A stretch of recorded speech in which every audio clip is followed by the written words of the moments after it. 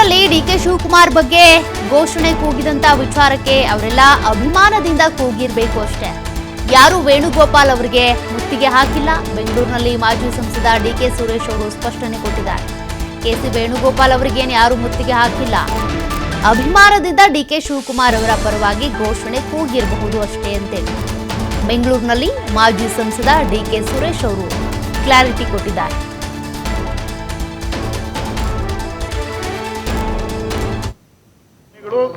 DK ಅಂತ ಘೋಷಣೆ ಮಾಡಿದ್ದಾರೆ ಸರ್. ಮುಂದಿನ ಯಾರು ಮುತ್ತಿಗೆ ಹಾಕಿರೋದಿಲ್ಲ.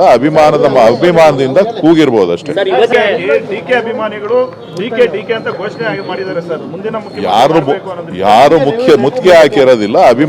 ಅಭಿಮಾನದಿಂದ ಕೂಗಿರ್ಬೋದಷ್ಟೇ. ಡಿಕೆ ಅಭಿಮಾನಿಗಳು ಡಿಕೆ ಅಂತ ಘೋಷಣೆ ಮಾಡಿದ್ದಾರೆ ಸರ್. ಮುಂದಿನ ಯಾರು ಮುತ್ತಿಗೆ ಹಾಕಿರೋದಿಲ್ಲ. ಅಭಿಮಾನದಿಂದ ಕೂಗಿರ್ಬೋದಷ್ಟೇ. ಡಿಕೆ ಅಭಿಮಾನಿಗಳು ಡಿಕೆ ಅಂತ ಘೋಷಣೆ ಮಾಡಿದ್ದಾರೆ ಸರ್. ಮುಂದಿನ ಯಾರು ಮುತ್ತಿಗೆ ಹಾಕಿರೋದಿಲ್ಲ.